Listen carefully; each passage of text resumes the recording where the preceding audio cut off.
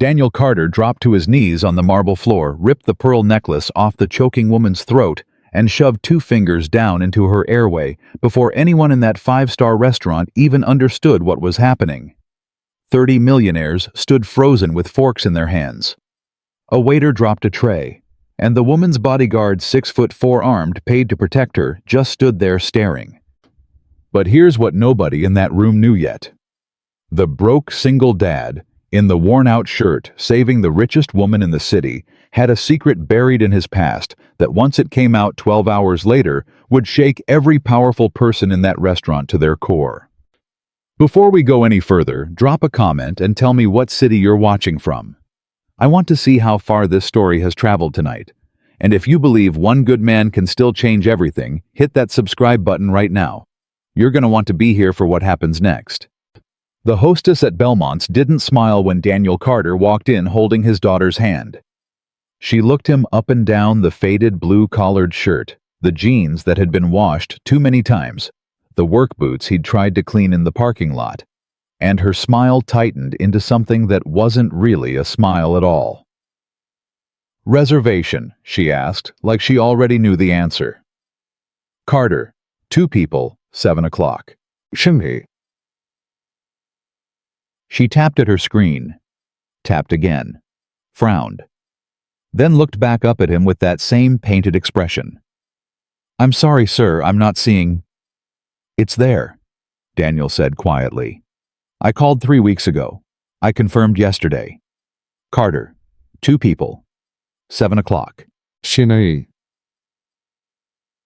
Beside him, 8-year-old Lily squeezed his hand a little tighter. She was wearing the dress they'd picked out together at the thrift store on maple pale yellow with little white flowers around the hem. She'd spent 45 minutes that afternoon trying to braid her own hair because Daniel didn't know how to do it the way her friends' moms did. The braid was crooked. She didn't care. Tonight was her birthday. Tonight was special. The hostess sighed. Here it is. Carter, yes." She glanced at the dining room behind her, then back at Daniel. "We do have a table for you, sir. It's just in the back, near the kitchen. Is that all right?" "That's fine," Daniel said. "Some of our guests prefer—" "That's fine," he said again, and this time there was something underneath his voice. Not anger, just a kind of quiet that made the hostess pick up 2 menus without saying another word. "Jai." She led them through the dining room. Daniel kept his eyes forward, but he could feel them, the looks. A woman in a black dress at table 6 lifted her wine glass and murmured something to her husband, who turned and stared. A man in a navy suit by the window actually stopped mid-sentence to watch them pass. Daniel had spent enough years in enough rooms to know what those looks meant. He'd stopped letting them touch him a long time ago. But Lily was 8. Lily still felt them. "Daddy," she whispered, "are we in the right place?" He stopped walking, knelt down right there in the middle of the aisle, in the middle of all those eyes, and looked his daughter in the face. "Hey," he said, "look at me, sweetheart." She looked at him. "Tonight is your night. You hear me, yours. I don't care what anybody else in this room thinks. I don't care where they sit us. I don't care what they're wearing. We are here, you and me, and we are going to have the best birthday dinner you've ever had. You understand?" Lily nodded. Her eyes were a little wet, but she was smiling. "Now stand up tall," he said, "like your mama taught you." "Daddy, Mama died when I was 4. I don't remember how she taught me." Daniel laughed a soft, broken little laugh that came from somewhere deep. "Then I'll teach you. Shoulders back, chin up, walk like you belong here. Because you do." He stood. He took her hand, and he walked her to that table by the kitchen door like he was walking her into a ballroom. The waiter who brought them water was a young man, maybe 23, with tired eyes. He set the glasses down without making eye contact. "Can I start you with anything to drink, sir?" "Water's fine for me," Daniel said. "My daughter would like a Shirley Temple, please, with extra cherries if you can manage it. It's her birthday." The waiter glanced at Lily for the first time. Something in his face softened. "How old are you tonight, miss?" 8, Lily said proudly. Well, happy birthday. He almost smiled. Then he was gone.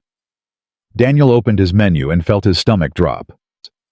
He had budgeted $300 for tonight. $300 was 4 extra shifts at the warehouse.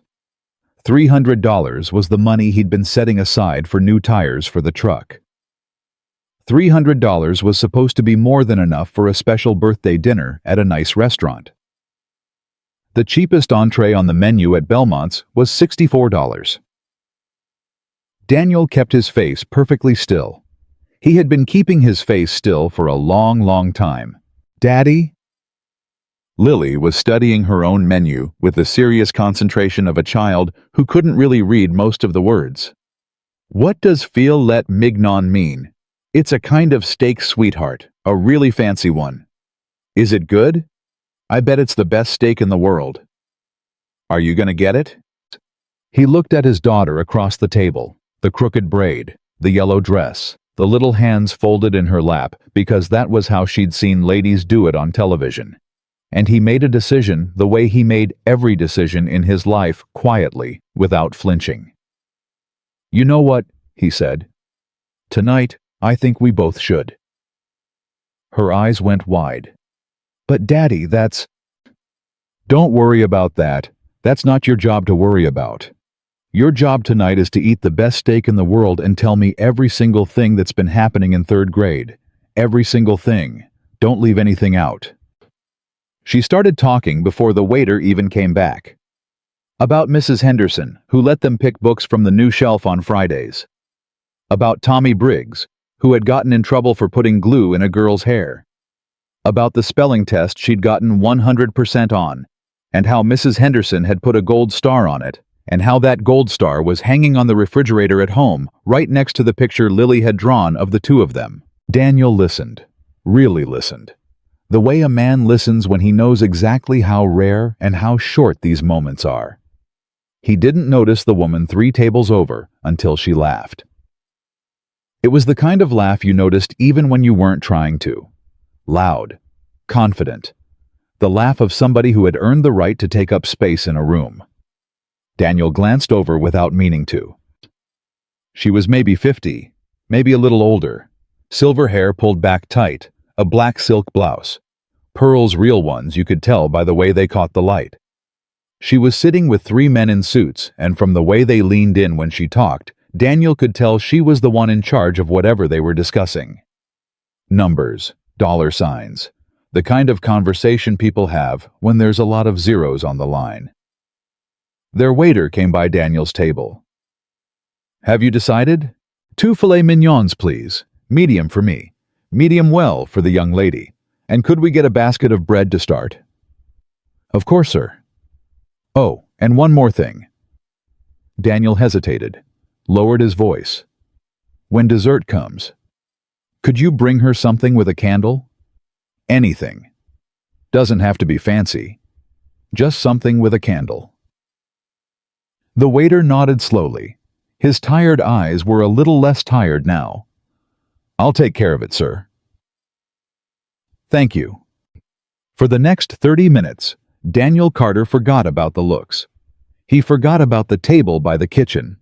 He forgot about the price on the menu and the tires he wasn't going to be able to afford this month. He just sat there with his daughter and watched her face light up when the bread came warm in a little basket with butter shaped like a flower, and watched her eyes get even wider when the steaks arrived on plates so big they covered the whole table. Daddy, she whispered, this is the most beautiful food I've ever seen. Then eat it slow, sweetheart. Make it last. She ate it slow. It was around 7:48. Daniel would remember the exact time later because his eyes happened to be on his watch when it happened that the laugh from 3 tables over stopped. It didn't fade. It didn't trail off. It stopped. Mid-sound. Like somebody had hit a switch. And Daniel's head came up before his brain even told it to. 22 years of training will do that to a man. 22 years of training never really leaves you no matter how many warehouse shifts you work after. The woman in the pearls was clutching at her chest. Dough. Her face was the wrong color, not red, gray. Her eyes had gone wide, and she was making a sound, a thin, scraping, wrong kind of sound, and her hand was at her throat, and the man across from her was leaning forward, saying something Daniel couldn't hear, and she wasn't answering, and she wasn't breathing right, and her water glass tipped over. It hit the marble floor and shattered. That's when the screaming started. Oh my God. Oh my God. Somebody. Helen. Helen. She can't breathe. She can't breathe. 30 people in the dining room of Belmont's restaurant turned to look. 30 millionaires. 30 important, well-dressed, expensive people. 30 people with phones in their pockets and educations on their walls and the kind of lives where they had never not once had to be the person who knew what to do. And every single one of them froze. And every single no. The woman's bodyguard, a huge man in a black suit who had been standing by the wall, started to move and then stopped. His hand half raised like a man who had been trained to stop bullets, but had never been trained for this. One of the businessmen at her table was patting her on the back, which was the worst thing he could have been doing. A woman at another table had her phone out and was filming her mouth hanging open. The hostess, who had not wanted to seat Daniel, was standing in the middle of the dining room with both hands over her mouth. The young waiter with the tired eyes was rooted to the floor. Nobody moved. Nobody. Lily looked up from her plate. Her father's chair was already empty. Daniel was halfway across the dining room before his napkin had finished falling to the ground. He didn't run. That was the strangest part. The part that the security footage would show later, the part that millions of people would watch over and over on their phones in the days to come. He didn't run. He moved fast, but he moved with the steady economical purpose of a man who had been in this exact moment 100 times before and knew that running wasted air and shaking hands cost lives. He cut around 2 tables, stepped over the broken glass without looking down. And by the time he reached the woman, his voice was already in the room, and it was not the voice of a quiet man in a worn shirt. Everybody back, now. The man who had been patting her back stopped. You, sir, step away from her chair. Give her space. The man stepped away. You call 911. Right now. Tell them choking possible cardiac event female mid-50s. Tell them to send a unit to Belmont's 214 Park Avenue. Go. The businessman fumbled for his phone. Daniel was already on the floor. Ma'am, my name is Daniel. Look at me. Look at me, sweetheart. I need you to look at me. Her eyes, terrified, glassy, found his. Good, that's good. You're with me. Are you choking? Nod or shake your head. Are you choking on something? She shook her head, a tiny bit. Okay. I'm gonna check your pulse. I'm gonna check your airway. I need you to try to stay with me. Can you do that for me? 2 of his fingers went to the side of her neck. The pulse was there. Barely. Thready and fast and wrong. The bodyguard had finally moved. He loomed over Daniel's shoulder, 240 pounds of muscle and panic. Who the hell are you? Get away from her. Get away from her right now. Daniel did not look up. Sir, I am the only person in this room helping her right now. You can stand there and yell at me, or you can go to the front door and wave the paramedics in when they get here. Pick one. Pick fast. The bodyguard went to the front door. Helen, that's your name, right? Helen? Daniel's hands were moving as he spoke. Gentle but precise, lowering her sideways out of the chair and onto the floor. I heard them say Helen. Helen, I'm gonna lay you down flat. Okay? I'm gonna tilt your head back just a little. You're gonna feel my hand on your jaw. That's all. I'm not gonna hurt you. Her lips were turning blue. Behind him, the entire restaurant had gone silent. No forks, no glasses, no conversation. 30 people watching a stranger in a worn shirt kneeling on the floor with the most powerful woman in the city, and not one of them able to do anything but watch. Lily had stood up at her table. She wasn't crying. She wasn't scared. She was watching her father work. Because to Lily Carter, 8 years old in a yellow dress with a crooked braid, this was not a shocking moment. Mama, this was just who her daddy was. Helen, I need you to try to take a breath for me, Daniel was saying low and even and steady. Just one. Small one. You don't have to do anything else. I'm right here. I'm not going anywhere. One breath, sweetheart. One. Her chest didn't move. Helen, one breath. Nothing. Come on, Helen. Her eyelids fluttered, closed. Somewhere in the dining room, a woman started to cry. Daniel's fingers found her pulse again. It was gone. For one full second, one second that nobody in that restaurant would ever forget for as long as they lived, Daniel. Carter closed his eyes, just for a second, the way a man closes his eyes before he does something he has done many, many times before and has never, ever gotten used to. Then he opened them. He laced his fingers together over the center of Helen's chest, and he started to push. 1, 2, 3, 4. His voice was the only sound in the room. 5, 6, 7, 8. The young waiter with the tired eyes had started crying without making a sound. The hostess had sat down right on the marble floor. The woman with the phone had stopped filming and was just holding it forgotten at her side. 28, 29, 30. Daniel tilted Helen's head back, pinched her nose, sealed his mouth over hers, and breathed. Her chest rose. He breathed again. Her chest rose again. His hands went back to her sternum. 1, 2, 3, 4. Outside, far away, somewhere on Park Avenue, a siren had started. It was still a long way off.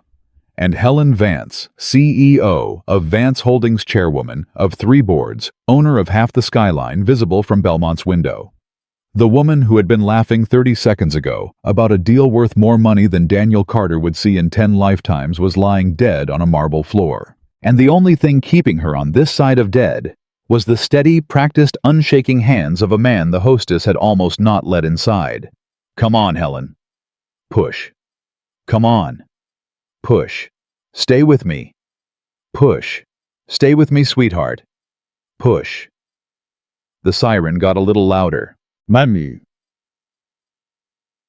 Lily Carter, 8 years old, watched her father from across the dining room, and her hands were folded in her lap exactly the way ladies fold their hands, and she did not look afraid. Not even a little. Because she knew something the 30 millionaires in that restaurant did not know yet.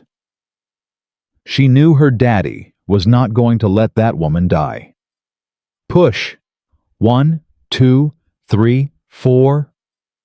Daniel's arms had been at this for 90 seconds, and his shoulders were already starting to burn, but his count never wavered. Steady, even.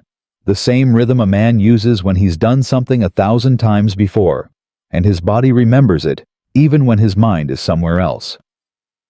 28, 29, 30. He tilted Helen's head back again, pinched her nose. 2 breaths. Her chest rose. It fell. Nothing came back on its own. Come on, Helen. His hands went back to her sternum. Sir. A man's voice, shaking. Daniel didn't look up. One of the businessmen from her table had crouched a few feet away. Sir, is she gonna...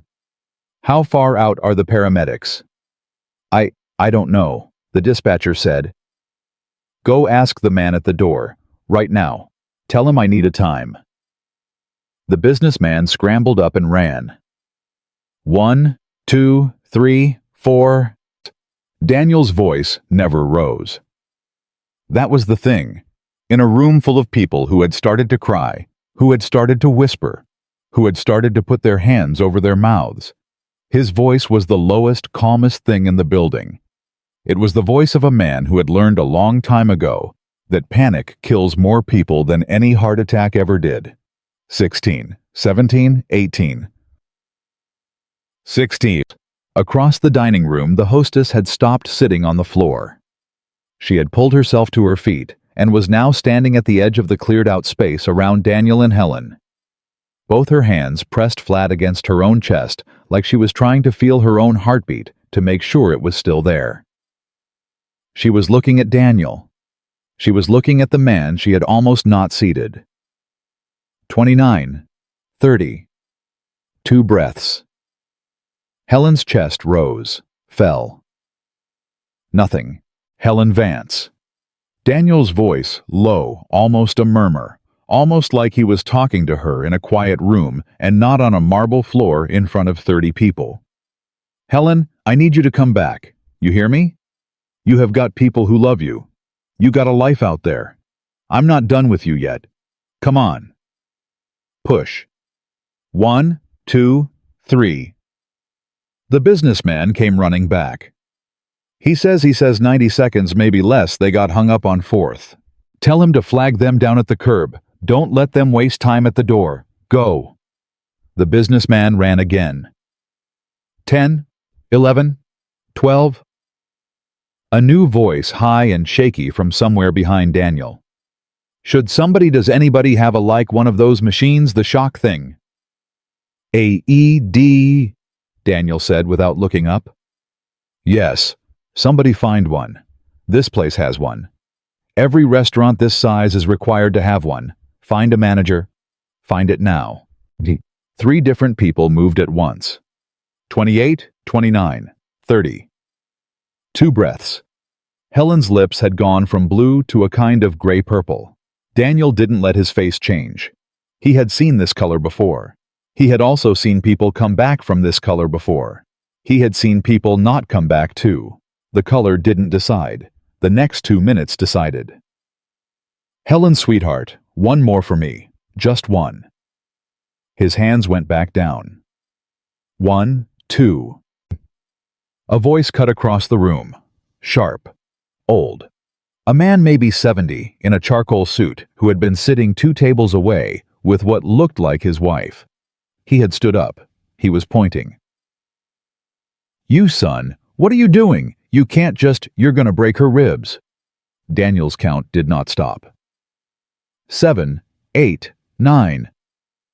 Did you hear me? I said you're gonna... Sir? Daniel's voice, still low. If I do this right, she might have a couple cracked ribs. If I stop, she will be dead. Sit down. The old man opened his mouth, closed it, sat down. His wife pulled at his sleeve and whispered something Daniel didn't hear. 28, 29, 30. 2 breaths. And this time when Daniel pulled back, Helen Vance's chest moved. Just a little. Just a tiny, fragile, accidental-looking little movement. Like a leaf. Like nothing. Daniel froze. His fingers went to her neck. The whole room went so quiet, you could hear the ice melting in someone's forgotten glass. Come on, Daniel whispered. Come on, Helen. There. A pulse. Thready. Faint. Wrong in a dozen ways. But a pulse. Why? He didn't celebrate. His face didn't move. He had been here too many times before. A pulse was not the end of anything. A pulse was just a door cracking open. He had seen plenty of pulses come back for 30 seconds and then leave again forever. Helen, you're back with me. You hear me? Don't go anywhere. We're gonna keep you right here. You stay. You stay right here. A small noise came out of her. Half a moan, half a gasp. Her eyes didn't open, but her brow pulled together like she was hearing something far away. That's it. That's good. That's so good, sweetheart. Behind him, finally, the front doors of Belmont's slammed open. Make a hole. Make a hole. Yeah. Two paramedics came through the dining room with a stretcher and a red bag, and the bodyguard was running ahead of them, pointing and shouting, and the hostess was waving them on, and the entire restaurant exhaled at once, a single long breath that nobody had realized they had been holding. The lead paramedic was a woman maybe 40 with her hair pulled back in a tight bun. She dropped to her knees on the other side of Helen, and her eyes met Daniel's, and she did not waste 1 second. Status: female mid-50s, possible cardiac event, no choking. Lost pulse for approximately 90 seconds. CPR initiated immediately. 2 cycles of compressions and rescue breaths. Pulse just returned 30 seconds ago, weak and irregular. She moaned once. No verbal response. Pupils I haven't checked since she went down. The paramedic looked at him for 1 extra half second. Just long enough for something to pass between them, a kind of recognition, the kind that happens between people who have been in the same rooms. "You medical?" she asked. "Used to be." "Thank God you were here." Her hands were already moving pads on Helen's chest. Oxygen mask over Helen's face, her partner unrolling cables. "Sir, I need you to step back. You've done your part. Let us take it." Daniel sat back on his heels. His hands were shaking. That was the thing nobody in the room saw, because his hands had been so steady the whole time. The second the paramedic said the words, "Let us take it," Daniel Carter's hands started to shake. Just a little. Just at the fingers. The way a man's hands shake when his body finally remembers it's allowed to be afraid. He stood up, slow. His knees cracked. The paramedics worked. Helen was lifted onto the stretcher. An IV went into her arm. The oxygen mask hissed. Numbers appeared on a little machine. Voices. Codes. The good kind of chaos. The kind that meant somebody was being saved. Daniel turned around. 30 pairs of eyes were on him. The hostess. The old man in the charcoal suit. The woman who had been filming. The young waiter with the tired eyes who was now openly crying. The bodyguard who was standing with both his huge hands hanging at his sides like he didn't know what to do with them. 30 millionaires in the dining room of Belmont's restaurant, and not one of them was looking down their nose at Daniel Carter anymore. But Daniel wasn't looking at them. He was looking past them. Lily. My. His daughter was standing exactly where he'd left her, next to their table by the kitchen door, her hands folded, her crooked braid, her yellow dress with the little white flowers. She was watching him with the calm, serious face of a child who was not surprised by anything she had just seen. "Daddy!" He walked to her. He didn't run. He had never run in this room, and he wasn't going to start now. When he got to the table, he knelt down in front of her chair and took both her hands. "Hey, sweetheart." "Hi, Daddy." "You okay?" "I'm okay." "You scared?" She thought about it, really thought about it the way Lily thought about everything. Then she shook her head. "No. No. You knew what to do." Something in Daniel's chest cracked open a little. He had to look at the floor for a second. He had to swallow hard twice. When he looked back up at his daughter, his eyes were wet, and he didn't try to hide it. "You are the bravest girl I have ever known. You know that." "I'm not brave, Daddy. I just know you." He pulled her into a hug right there at the table by the kitchen door, and he held her for a long time, and his hands finally stopped shaking. Behind him, the paramedics were rolling Helen out the front door. The bodyguard was on the phone, walking fast, saying something about a hospital and a private suite, and notify the family. Conversations were starting again at other tables. Low, stunned half-whispers. The kind of talk people do when they have just watched something they don't have a word for yet. Daniel let go of Lily and sat back down across from her. Her plate was still there, her steak half-eaten gone cold, her Shirley Temple watered down by melted ice. The little candle the kitchen had been planning to bring out sitting forgotten on a cart by the kitchen door. He picked up her napkin, set it back in her lap the way he'd seen people do. "You know what?" he said. I bet they can warm that up for you. Daddy, it's okay. No, sweetheart, it's your birthday. You wanted a fancy dinner. You're gonna have a fancy dinner.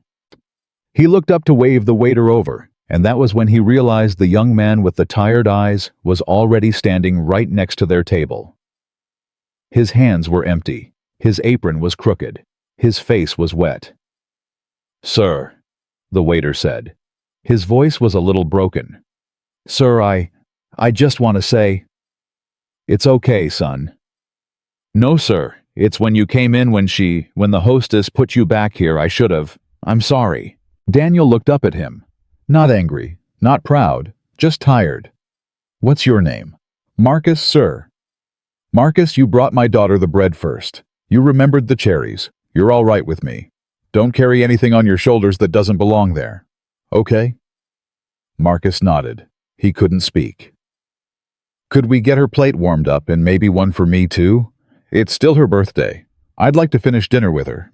Yes, sir. Yes, sir, of course. Right away. And please, sir, it's on the house. Tonight, your dinner. Anything you want, please. Marcus. Yes, sir. I came here to pay for my daughter's birthday dinner. I'm gonna pay for my daughter's birthday dinner. Bring me the bill at the end, like you would anybody else. But thank you. Thank you for offering. Ma. Marcus stared at him for a long second. Then he just nodded and turned and went into the kitchen, and Daniel could see through the swinging door that he stopped halfway to the line and put both hands flat on a counter and stood there with his head down. Daniel turned back to his daughter. So, Tommy Briggs, the glue. Tell me the rest. Daddy. What? Are you going to pretend that didn't just happen? Daniel almost smiled. Almost. No, sweetheart, I'm not going to pretend. I just don't want it to take any more of your birthday than it already did. That lady's going to be okay. The doctor's got her now. And you and me, we still have steak to finish. And we still have a candle to light. Right. Lily looked at him for a long moment with her serious, serious eyes. Then she nodded. Right. The dining room slowly came back to life. Conversations resumed. Forks picked up. The hostess returned to her stand by the door, but every few minutes her eyes drifted to the back of the restaurant, to the table by the kitchen, to the man in the worn shirt sitting across from his daughter. Daniel didn't look back at her. Daniel didn't look at anybody. He was listening to Lily talk about a girl in her class who had a hamster named Mr. Pickles. He was listening like nothing else in the world mattered. Because to Daniel Carter, and this was something none of those 30 millionaires would understand for a long time, yet nothing else in the world did. Bokusechi. It was around 8:35 when their plates had been warmed up and brought back when the candle had been lit, and Lily had blown it out and made a wish she wouldn't tell him that Daniel noticed the old man in the charcoal suit walking toward their table. He was alone. His wife was still sitting at their table, watching her hands twisted together in her lap. The old man stopped a few feet away, like he wasn't sure if he was allowed to come closer. Sir, he said. May I? Daniel set down his fork. You can sit if you'd like. The old man pulled out the empty chair at the end of their table and lowered himself into it slowly. His knees were bad. You could tell. He winced when he sat. My name is Walter Henley. It doesn't matter what I am. I wanted to apologize to you, son. You don't owe me an apology. I do. His voice was rough. I yelled at you while you were saving that woman's life.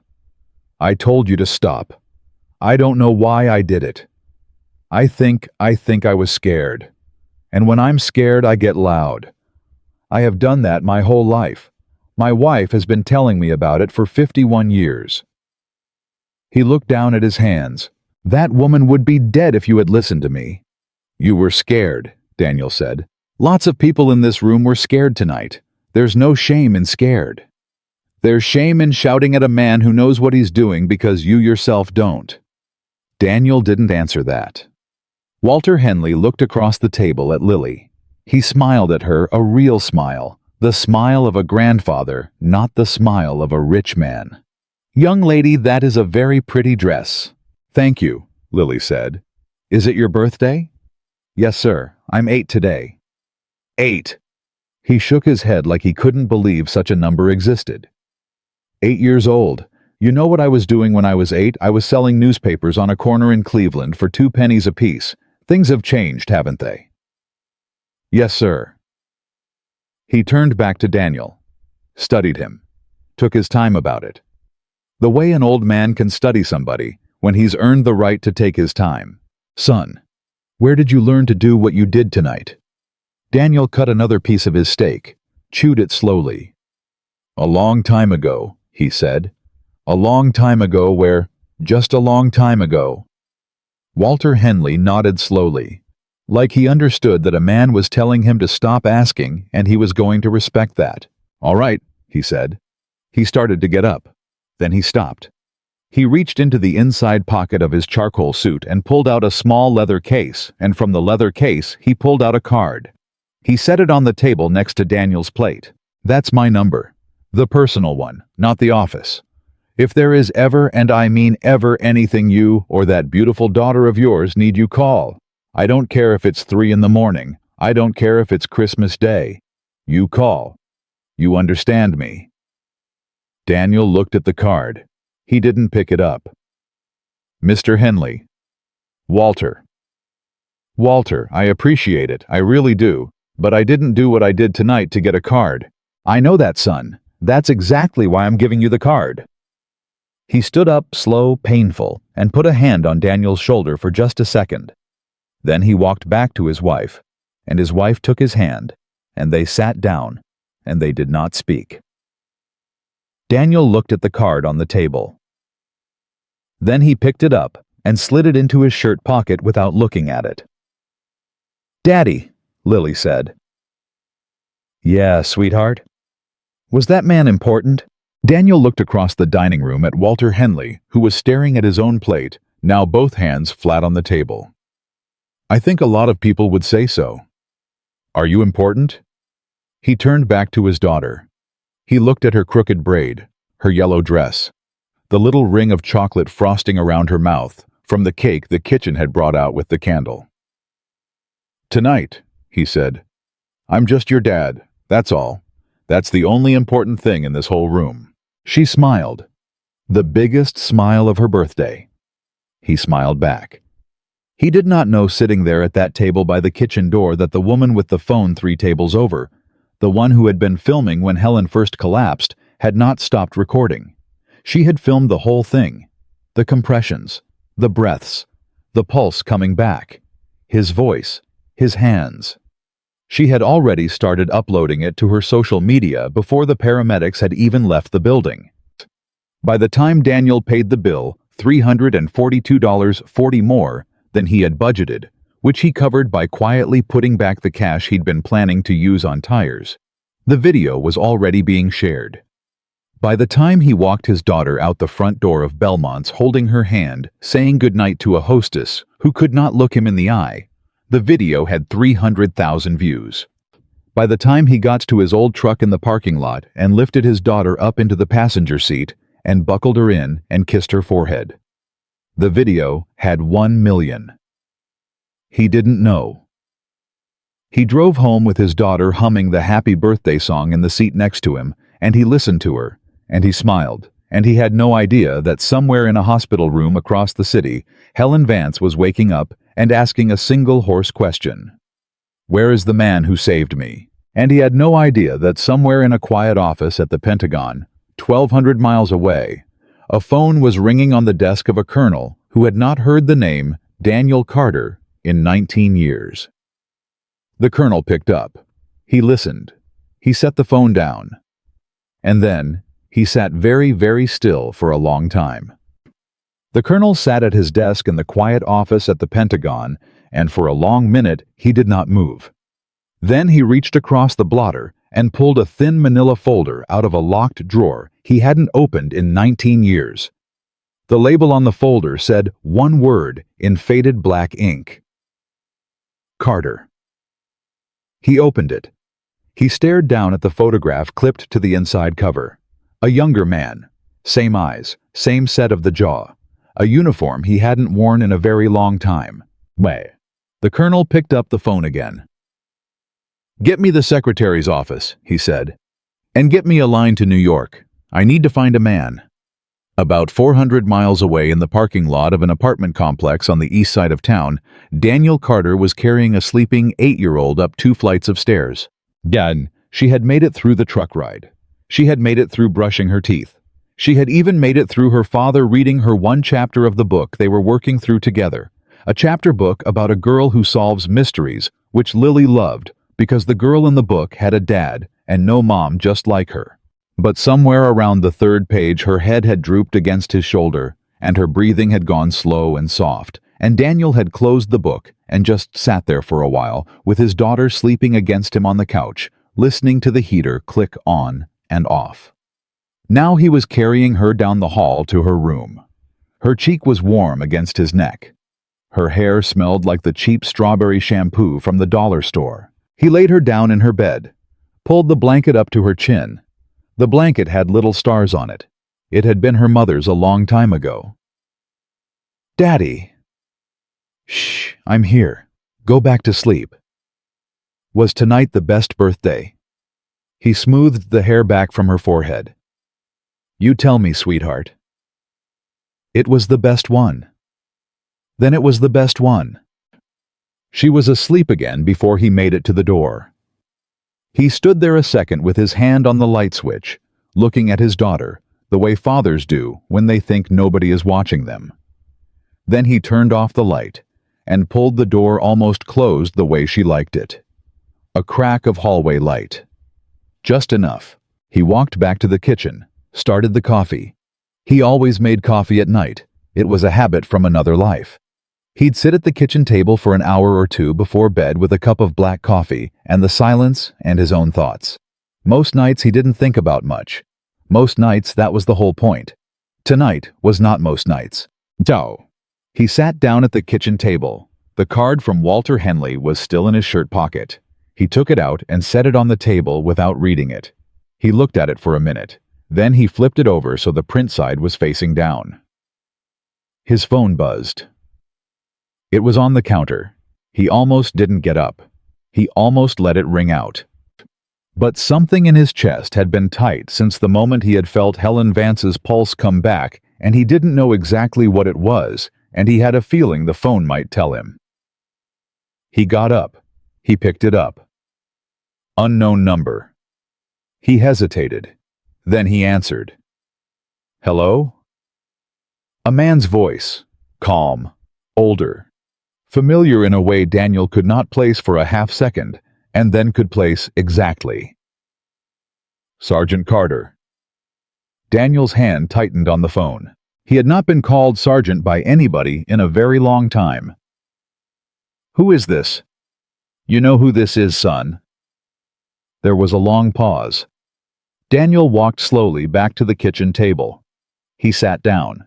He set the phone down on the table and put it on speaker because his hands had started to shake again, and he didn't trust them to hold a phone steady. "Colonel?" "I wasn't sure I'd ever say your name into a phone again, Sergeant." "I wasn't sure either, sir." "Well, sorry." Another pause. Daniel could hear the colonel breathing on the other end, could hear something rustling paper, maybe the kind of paper from a folder that had been closed for a long time. "You're in the news, son." "I'm not in any news." "You are now. Somebody filmed you tonight. You haven't seen." "I don't have the app, sir."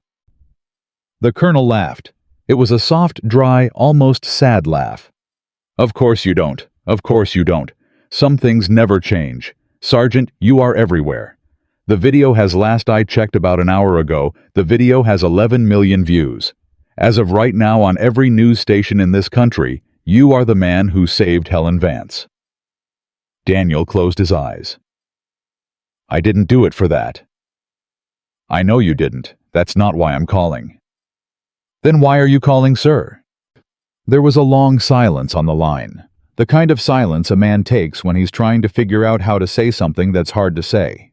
Daniel. The colonel had never once called him Daniel in 8 years of service. I am calling because in the last 45 minutes, 2 different people in this building have walked into my office and asked me to confirm whether you are who they think you are. One of those people works for the vice president. The other one works for a private foundation that is about to offer you, I suspect, more money than you have ever seen in your life. Helen Vance is awake. Helen Vance is asking who you are. And Helen Vance is the kind of woman who does not stop asking until she gets answers. Daniel sat at his kitchen table. The coffee maker beeped behind him. He didn't move. Sir, I don't want any of that. Why? I know you don't, son. I never expected you to. But I called for one reason, and I want you to listen to me carefully. If you don't want any of it, you can say no. You hear me? You can say no to all of it, to the money, to the cameras, to every microphone they're about to put in your face. You earned the right a long time ago to say no to anything you want to say no to. Do not let anybody tell you otherwise. Daniel swallowed. Yes, sir, but... The colonel's voice got a little softer, a little more careful. But if you decide to say yes to even one thing, and I have a feeling you're going to be tempted, I want it to be the right thing. So I'm going to ask you a question, and I want you to answer it honest. Can you do that for me? Yes, sir. How are you living, son? Daniel didn't answer. Daniel, how are you living? I'm living fine, sir. Are you working? Warehouse, forklift mostly, some loading. How many hours? Whatever they give me. Is that enough? Daniel looked across the kitchen at the refrigerator, at the gold star on the spelling test, at the picture in crayon of him and Lily holding hands, at the bills stuck under the magnet that said, World's Best Dad, which Lily had bought him for Father's Day with money she'd saved from helping the neighbor with her cat. It's enough, sir. Daniel. Some months it's enough. Some months it's a little tight. And your daughter? She's perfect. She's 8 today. She had filet mignon for the first time. The colonel was quiet for a long second. Son, your wife, I'm sorry. I'm sorry I didn't reach out when I heard. It was a long time ago, sir. 4 years isn't that long. It is when you're the one counting. Daniel hadn't meant to say it. It had just come out. He stared at the table. The colonel let it sit there for a second. Didn't try to fix it. Didn't try to pretty it up. That was the thing about the colonel. The thing Daniel had almost forgotten. The man had always known when to leave a silence alone. Daniel, listen to me. There's going to be a lot of noise in the next 24 hours. A lot of people are going to want a piece of you. Most of them want a piece for their own reasons. You don't owe any of them a thing. But I want you to do one thing for me. Just one. Yes, sir. When Helen Vance calls, and she is going to call son probably tomorrow, don't hang up on her right away. Just hear what she has to say. That's all. You don't have to agree to anything. You don't have to accept anything, but hear her out. Will you do that?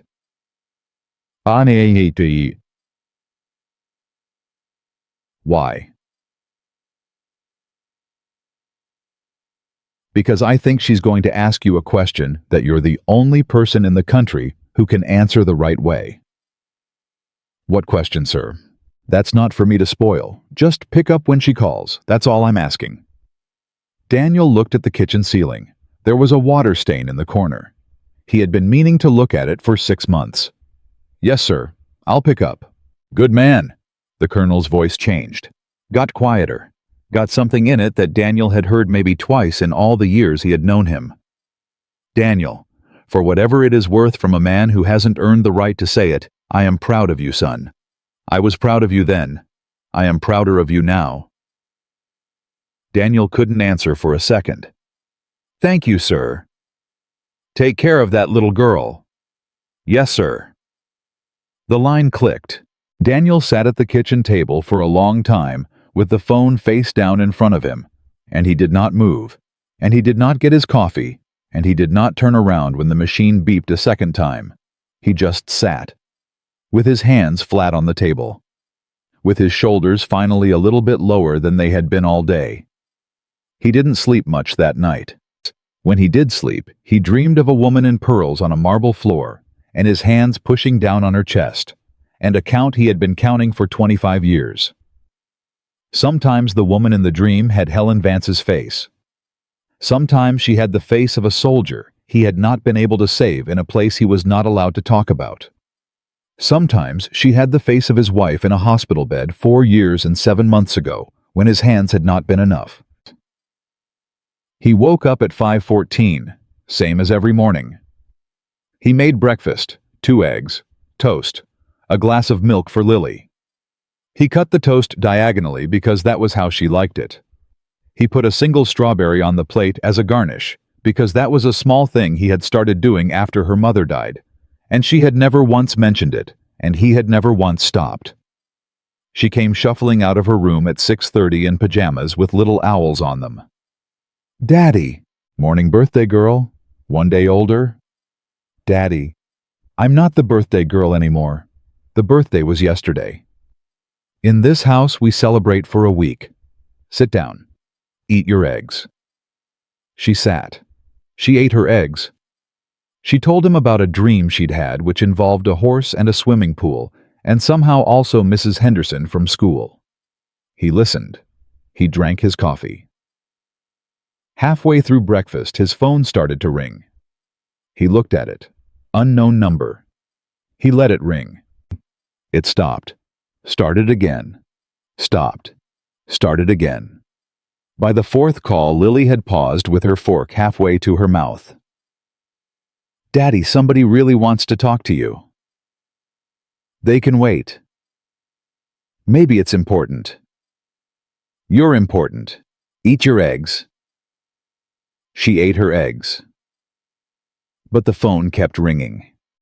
After breakfast, after he had braided Lily's hair as best he could straighter than yesterday, but still not great, after he had walked her to the bus stop and watched her climb up the steps with her backpack and turn and wave at him from the window, Daniel Carter walked back to his apartment and sat down at his kitchen table and finally picked up the phone. There were 47 missed calls. There were 114 text messages from numbers he did not recognize. There was one voicemail that was 11 seconds long. He played it.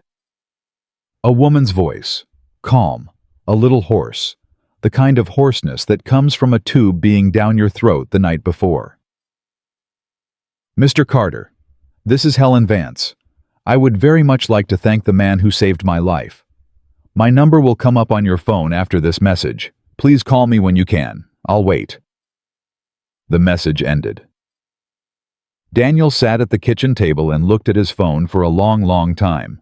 He thought about what the colonel had said. Then he thought about a lot of other things he had not let himself think about in a long time. About a hospital bill that had eaten through the last of their savings 4 years ago. About a house he had sold because he couldn't afford the mortgage on a single income. About a daughter who had asked 2 weeks earlier why the other kids in her class had 2 different jackets for winter, and she only had one. And how he had told her one was all anybody really needed. And how she had nodded, like she understood, like she always did, like she had been understanding things she shouldn't have to understand since she was 4 years old. He thought about that. He picked up the phone. He hit the callback number. It rang once. A woman's voice answered. Not Helen's, a younger woman's, crisp, professional. "Ms. Vance's office?" "This is Daniel Carter." There was the smallest pause on the other end, the kind of pause that means somebody just sat up very straight in their chair. "Mr. Carter." "Yes, sir. Miss Vance has been waiting for your call. 1 moment, please." A click. A second click. Then, "Mr. Carter?" Her voice was hoarse, but it was steady. Steadier than Daniel had expected it to be from a woman who less than 14 hours earlier had been dead on a marble floor. "Ms. Vance?" "Helen, please." "Helen." She was quiet for a second. "I don't know how to begin a phone call like this," she said. I have made a lot of phone calls in my life. I have never made one like this. So I'm just going to say the thing. I am alive because of you. Thank you. I'm glad you're all right. That is the most understated response to gratitude I have ever received in my entire life. Are you always like this? Pretty much. She laughed. It was a short laugh, and it caught in her throat, and she coughed a little. Then she laughed again at her own coughing. Mr. Carter. Daniel. Daniel, I'd like to meet you, in person, as soon as you're willing. I have things I would like to say to you that I do not want to say over a phone. You don't owe me anything, Helen. I am painfully aware of what I owe and do not owe. That isn't the conversation. The conversation is something else. What is it then? She took a long breath on the other end of the line. He could hear it. It was the kind of breath a woman takes when she is about to say something that she has been thinking about all night. Daniel, there were 31 people in that restaurant last night. I know because I had the manager pull the list this morning. 31 people, not counting staff. Doctors, lawyers, a federal judge, 2 state senators, the CEO of a hospital network, the dean of a medical school, the chief of police of this city who was off duty 2 tables away. She paused. And one of them helped me. Daniel didn't say anything. One man, Daniel, in a room full of people whose entire lives are built on knowing what to do, one man knew what to do. And I have been awake since 4 o'clock this morning, and I cannot stop asking myself how that is possible. How is that possible? In the wealthiest city, in the wealthiest country in the world, in a room of the most educated people I know, and I survived because of a stranger in a worn shirt who was sitting at the table by the kitchen door. Daniel looked at the gold star on the refrigerator. Most people freeze, he said quietly. It's not their fault. They've never been in it. Their bodies don't know what to do, so their bodies do nothing. It's the most natural thing in the world. Yes, Helen said. And that is exactly what I want to talk to you about. Not last night, not me, not gratitude. I want to talk about all the rooms in all the buildings in all the cities in this country where somebody is going to collapse today and tomorrow and next week, and there will not be a Daniel Carter at the table by the kitchen door. And I want to know what we do about that. Daniel was quiet. Will you meet with me? She said. Monsieur. He thought about Lily's winter jacket. He thought about the colonel's voice in the dark last night.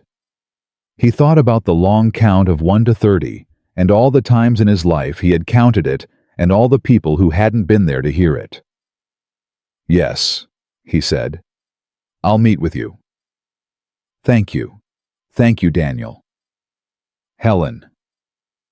Yes, I'm not who you think I am. I want you to understand that before we sit down. I'm just a man. Whatever the news is saying about me, I'm just a man. I work a forklift. I make my daughter's breakfast. That's who I am now. Whatever I used to be, that was a long time ago. That man's gone. There was a long, gentle silence on the line. Daniel, Helen said softly, I think you are going to find out in the next few weeks that the man you think is not as gone as you think he is. He didn't answer. He didn't have to. Outside his kitchen window, the morning was just starting to turn from gray to gold, and somewhere across the city, a black car was already being told to come pick him up at noon. And in a bus going to a school across town, a little girl in a yellow jacket was telling her best friend about a candle on a cake, and a man named Mr. Walter. And she had no idea at all that her father's life and hers had just changed forever the night before. The black car pulled up to Daniel's apartment building at exactly 12 o'clock. He saw it from the window. A long, dark sedan, the kind of car that didn't belong on his street, the kind of car that made the woman across the hall come out and stand on her balcony with her arms folded, trying to figure out which neighbor had finally hit it big. And Daniel had put on his other shirt, the one without the stain on the cuff. He had shaved twice. He had stood in front of the bathroom mirror for a long minute, looking at himself. And then he had said out loud to nobody, "It's just a meeting. It's just a conversation. You go, you listen, you come home." And then he had picked up his keys. The driver got out before Daniel reached the curb.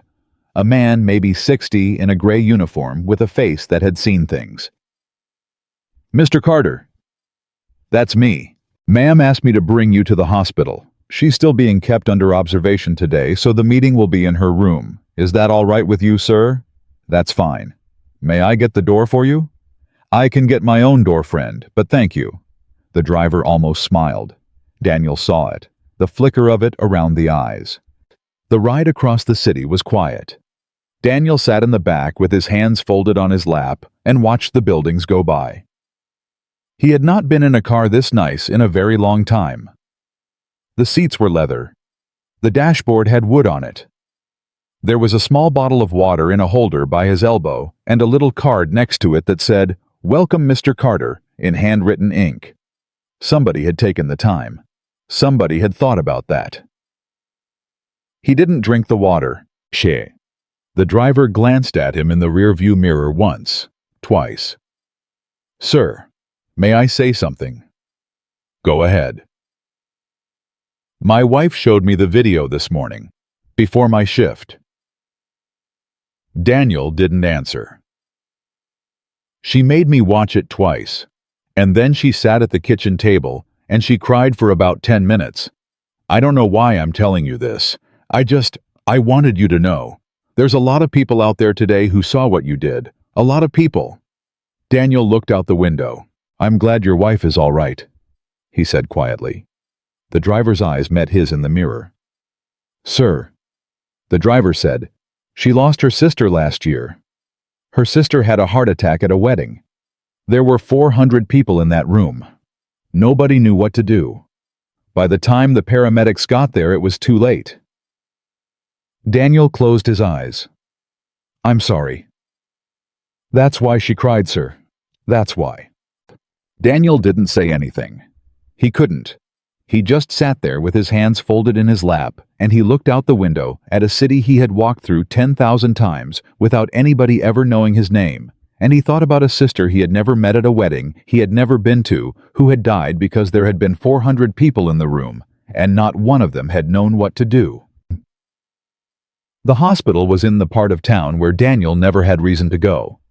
The kind of hospital with valet parking and a fountain in the lobby, and a concierge desk that looked more like a hotel than a place where people came to die or to live. The driver pulled up to the front.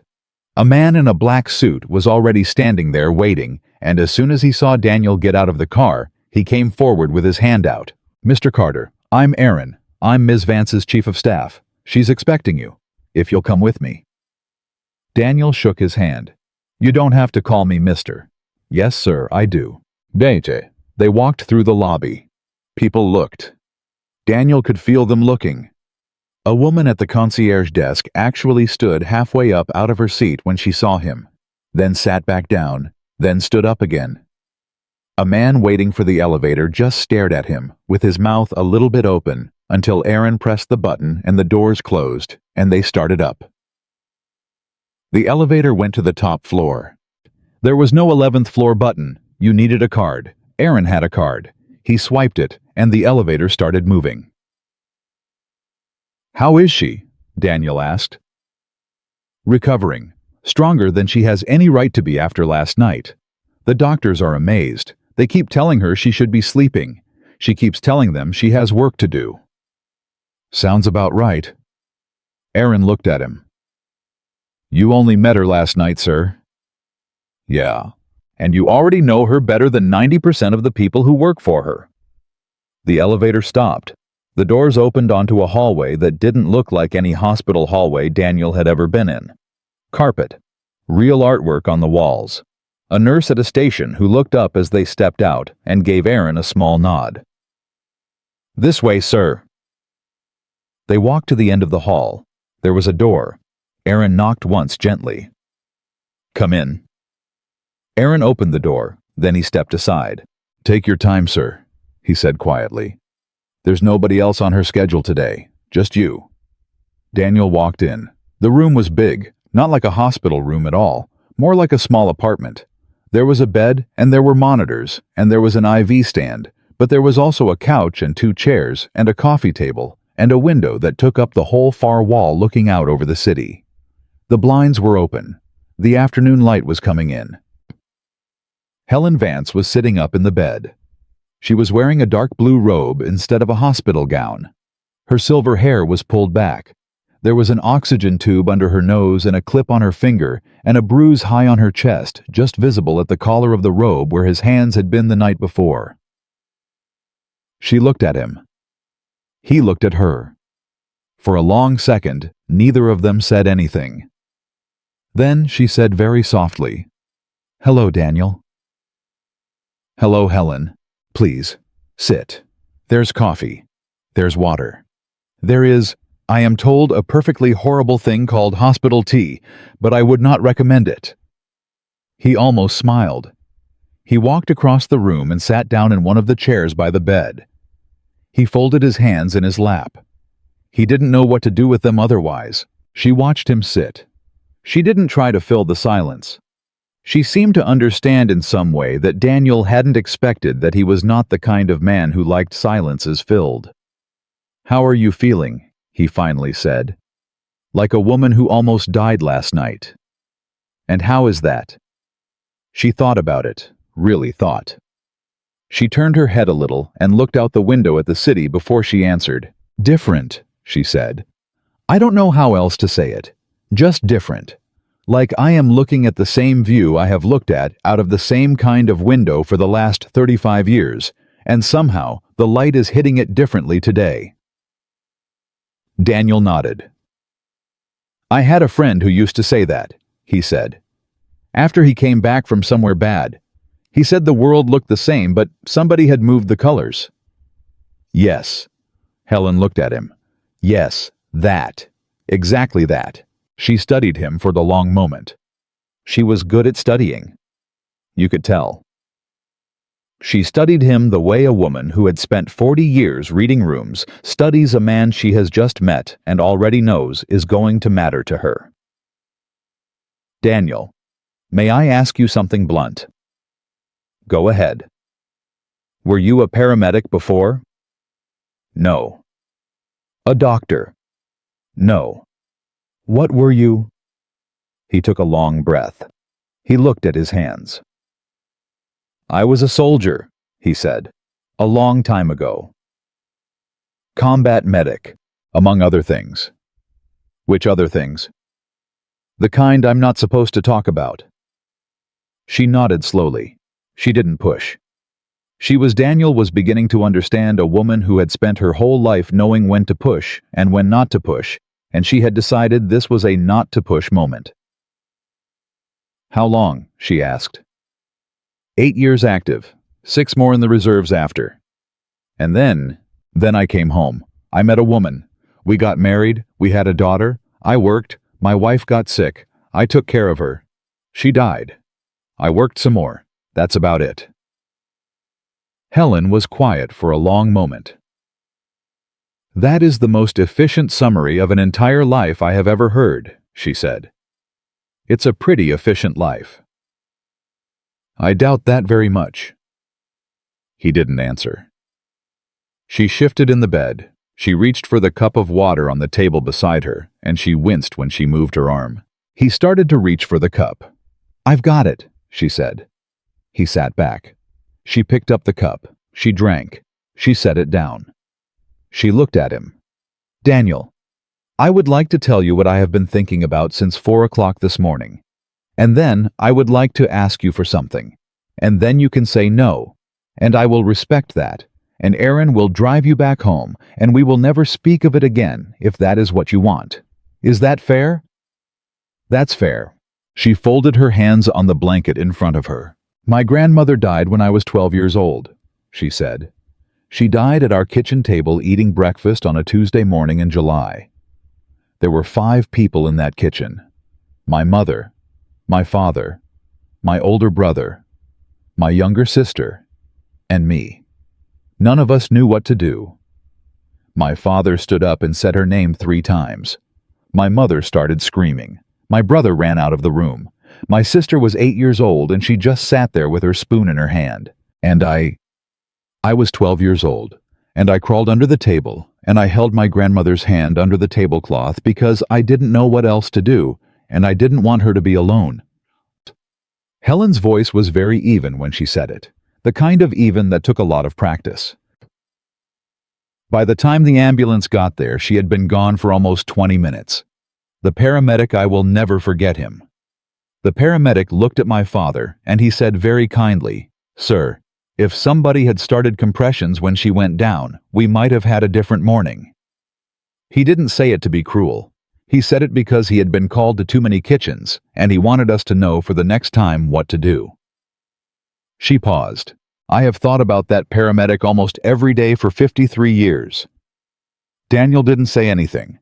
He just listened. Tch. I built a company, Daniel. I built a very large company. I have been told by a great many people over a great many years that I am a powerful woman. I have a foundation that gives away a lot of money. I have given that money to schools and to hospitals and to museums and to scholarships and to 100 other good and worthy things. And last night in a dining room full of doctors and senators and a federal judge and the chief of police of this entire city, I went down on a marble floor. And the only person in that room who knew what to do was a man the hostess almost did not let inside the building. She looked him dead in the eye. Daniel, that is not a Daniel problem. That is an everybody else problem. And I have spent the entire morning understanding finally in my bones what my grandmother's paramedic was trying to tell my father. She paused. She took a breath. The oxygen line shifted at her nose. I would like to do something about it, with your help, if you will help me. Daniel looked at her for a long time. What do you want me to do? I want to fund a program, Helen said, a real one, not a feel-good corporate press release program. A real ground level in the neighborhoods, in the schools, in the restaurants, in the offices program. A program that teaches ordinary Americans in the cities and in the small towns the actual physical thing you did last night with your hands. CPR, the Heimlich, how to use an AED, how to keep a head from rolling back, how to talk to a child who is choking, how to talk to an adult who is having a stroke. The basic, simple life-saving things that a man like you knows in his bones and that the rest of us don't know at all. Yeah. She paused. And I would like you to design it, run it, be the face of it if you are willing, build the curriculum, pick the trainers, tell me where the money goes. I will write the checks, you will run the operation. And when somebody asks the program who came up with it, the honest answer is going to be a man who saved a stranger's life with his bare hands at a dinner table while 30 rich people sat there and watched. Daniel sat very still. How much money? He said. He didn't know why he said it. It just came out. Helen smiled. It was the first time she had smiled since he walked in. As much as it takes, she said. I am going to be very honest with you, Daniel. I do not know if that is $1 million or 100 million. I know it is more than I have ever spent on any single thing in my life. And I know that for the first time in many years, I do not care what it costs. Helen? Yes, I'm not Helen. I'm not the man for this. You need somebody who knows how to run things, a non-profit person, a doctor, somebody with a degree, somebody who knows how to talk to cameras. I work a forklift. I drive an old truck. I haven't worn a suit in 9 years. Daniel, I'm not the right person. Daniel listened to me. Her voice was very quiet, but it had something in it that made him stop. I have spent 40 years hiring people. 40 years. And in 40 years of hiring, I have learned exactly one thing, which is that the right person for a job is almost never the person who has the right resume. The right person for a job is the person who, when the moment comes, does not freeze. That is the only qualification. Everything else can be taught. Everything. The right people will surround you. The right people will write the press releases and run the budgets and book the conference rooms. You don't have to do any of that. What you have to do is the one thing none of them can do, which is be the person on the cover in the room, in the school, who they look at, and they think that is a man who knew what to do, and if he knows what to do, then maybe I can know what to do too. She paused. That is the whole job, Daniel. That is the entire job. He looked at his hands. He didn't say anything for a long time. The monitor beeped quietly behind her. The afternoon light shifted in the window. Helen, I have a daughter. I know. She's my whole life. I know. She's 8 years old, and she has lost her mother, and she has me, and that is it. She has me to put her on the bus in the morning. She has me to make her dinner at night.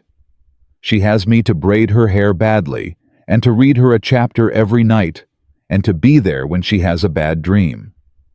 If I do this, if I say yes to this, I do not know what it does to her. I do not know if it takes me away from her. I do not know if it puts her in front of cameras she did not ask to be in front of. I do not know what it does. That, Helen said softly, is the most important question you have asked since you walked in this room. And I respect you enormously for asking it. She looked at him. Daniel, I am going to tell you something. Whatever you decide to do, and I mean whatever you decide, including walking out of here today and never speaking to me again, I want you to know that you and your daughter are taken care of. I have already spoken to my lawyer this morning. There is a fund. The fund is in your daughter's name. It is enough for college. It is enough for graduate school. It is enough for whatever she wants to do. And it is hers, regardless of whether you say yes or no to anything else I have asked you. That is not a payment for what you did last night. There is no payment for what you did last night. That is one human being saying thank you to another human being for the rest of her life that she would not otherwise have had. That fund exists whether you ever speak to me again or not. That is non-negotiable. Do you understand me? Daniel could not answer. His throat had closed up. He looked down at his hands. He had not cried in front of another adult in 9 years. He had cried plenty when nobody was watching. He had cried in his truck. He had cried in the shower. He had cried in the parking lot of the funeral home 4 years ago when he had to go in and pick out the cheapest casket they had. But he had not cried in front of another person. He almost did now. He put his hand over his eyes for just a second. Just a second. And then he took it down and he looked at her. Helen. Yes, Daniel. I need to think about this. Of course you do. I need to talk to my daughter. Of course you do. I am not saying yes. And I am not saying no. I am saying I need to think. That is the only answer I would respect from you, Daniel. Take all the time you need. Take a week. Take a month. Take whatever you need. The offer doesn't have an expiration date. He nodded. He stood up. He stood there for a second looking at her. The silver hair, the bruise at her collar, the IV, the woman who less than 20 hours earlier had been dead under his hands. Helen. Yes. Eat your lunch when they bring it. Don't argue with the doctors. Sleep tonight. You almost died yesterday. You are not as recovered as you think you are. She smiled at him. Yes, sir? He almost smiled back. He walked to the door. He put his hand on the handle. Then he stopped. He turned around. Helen. Yes. My grandmother died at a kitchen table too. When I was 9, my uncle gave her CPR. He was a county fireman. He brought her back. She lived another 14 years. I learned compressions from him when I was 11 years old in the kitchen, where she had died on the same chair she had died in because he said somebody in every family ought to know. He paused.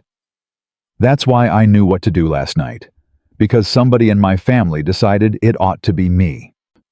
Helen Vance looked at him. She did not speak. She did not have to. He opened the door and he walked out, and Aaron was waiting in the hallway, and Daniel did not say a single word to him on the elevator down or in the car ride home. The driver did not ask. The driver somehow knew not to ask. When Daniel got back to his apartment, He sat down at his kitchen table, and he put his head in his hands, and he stayed that way for a long, long time. At 3:15, the school bus pulled up at the corner. He got up. He washed his face. He walked downstairs. He waited. Lily got off the bus with her backpack. She saw him. She smiled. "Daddy? Why are you here? You don't usually come to the bus." He picked her up. He hugged her. He held her tight. He held her for longer than usual. She didn't ask why. She just held him back. "Hey, sweetheart," he said into her hair. "I have something I need to talk to you about. Something big. And I want to know what you think. Is that okay? Okay, Daddy? It's a grown-up conversation, but it's about us, so I want to have it with you." She leaned back in his arms and looked at him with those serious, serious eyes. The same eyes that had watched him work the night before. The same eyes that had not been afraid. "Okay, Daddy," she said again. "I'm ready." Dad. He carried her up the 2 flights of stairs to their apartment. He sat her down at the kitchen table. He poured her a glass of milk. He sat down across from her. And he started slowly in the simplest words he could find to tell his 8-year-old daughter the truth about what had been offered to them, and the truth about who her father used to be, and the truth about what he was thinking, and the truth about why he wanted to know what she thought before he made up his mind. She listened the whole way through. When he was done, she didn't answer right away. She picked up her glass of milk. She took a sip. She set it down. She looked at him.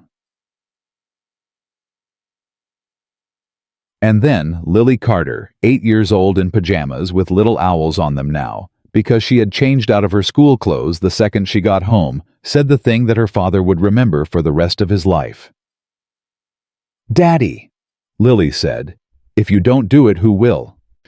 Daniel sat across the table from his daughter, and for a long second he could not speak. She wasn't trying to be wise. She wasn't trying to sound older than she was. She had said it the way an 8-year-old says a thing, plain, simple, matter-of-fact, the way you say, "The sky is blue," or "Tuesdays come after Mondays."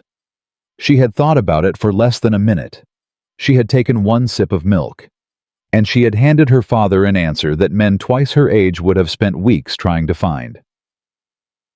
"Sweetheart," he said, "it's not that simple." "Why isn't it?" "Because if I do it, it's going to take a lot of time. It's going to mean meetings and trips and people calling and people coming to the door and cameras and a whole lot of things that aren't what we have right now. And I don't want to take any of that away from you. You and me, what we have this." He gestured around the little kitchen, the gold star on the refrigerator, the picture in crayon. "This is what matters." "Daddy, this isn't going anywhere."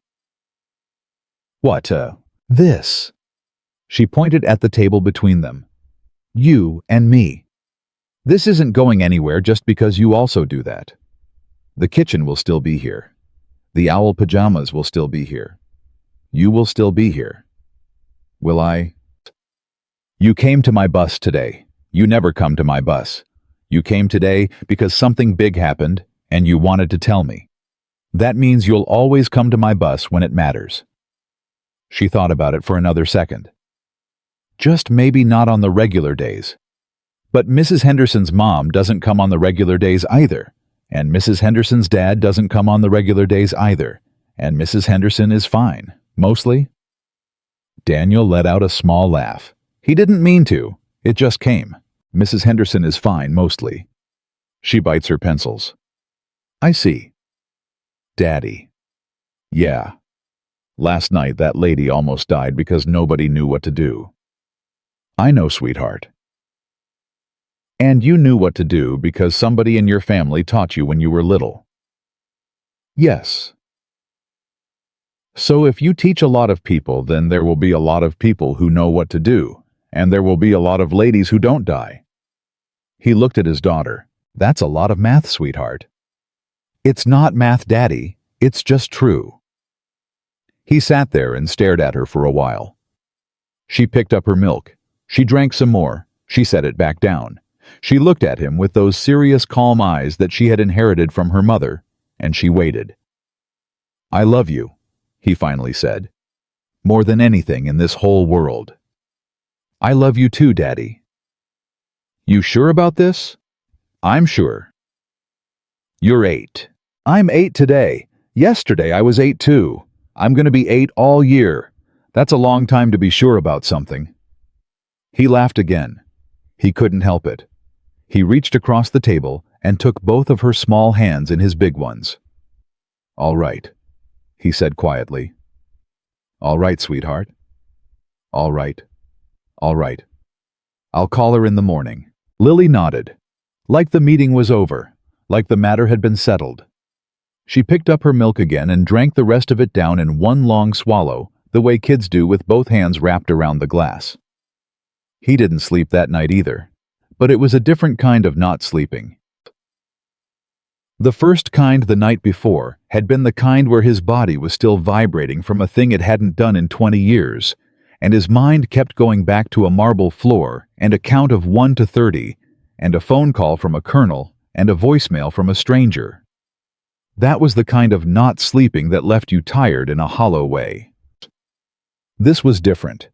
This was the not sleeping of a man who had made a decision and now had to live inside that decision and was lying in the dark with his hands behind his head, looking at a ceiling fan and thinking. About Lily.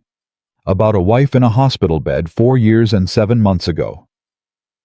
About a uniform in a cardboard box at the back of his closet that he hadn't opened in 19 years. About all the things he had spent 2 decades trying not to be, and the way one woman on a marble floor had pulled all of it back to the surface in the space of 90 seconds. Around 3 in the morning, he got out of bed.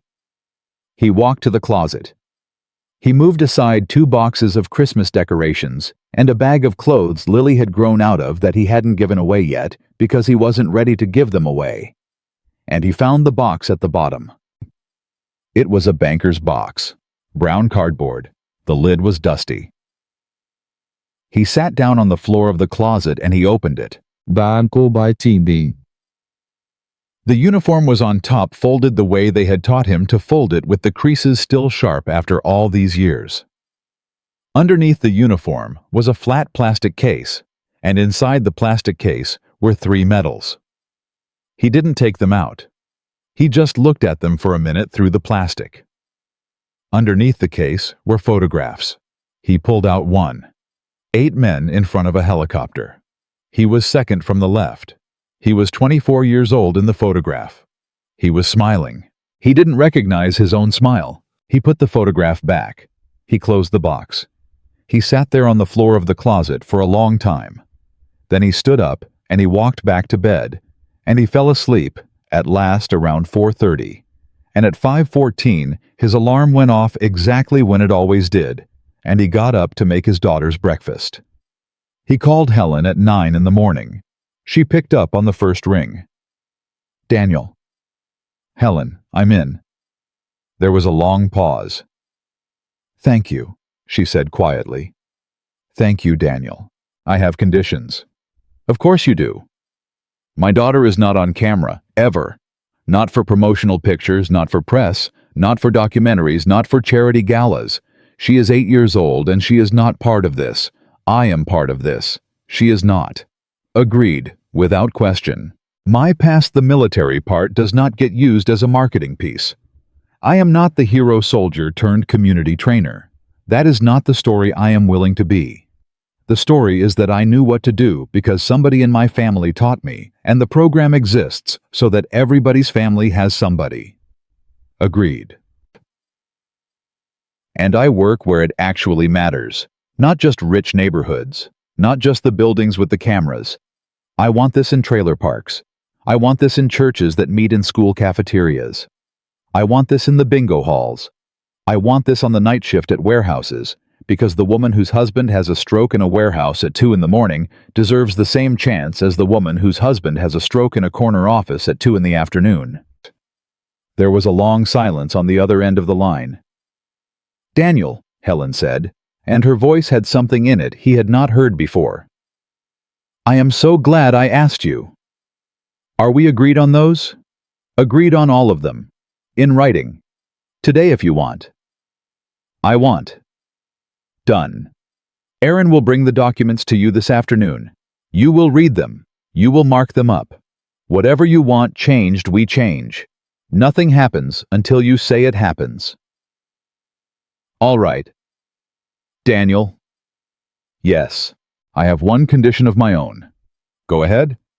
You let us pay you a real salary, not a thank you, not a bonus, a real full-time run-the-program salary, with benefits, with a retirement plan, the whole thing. You will not work this for free out of some misplaced sense of pride, and you will not keep working that warehouse job at the same time. This is a full-time thing, or it is not a thing at all. That is my condition. He almost said no.